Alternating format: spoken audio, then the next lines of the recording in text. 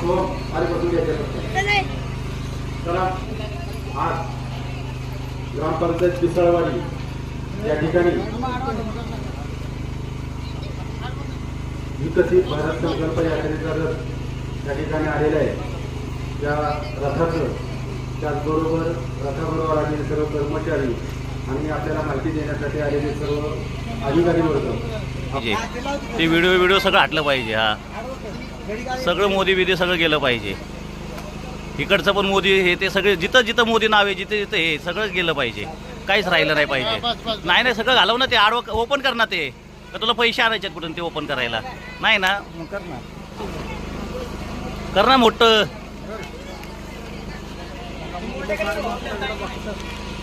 बघू द्या सगळ्यांकडे बघतोय सगळ्यांचे पैसे घेतोय.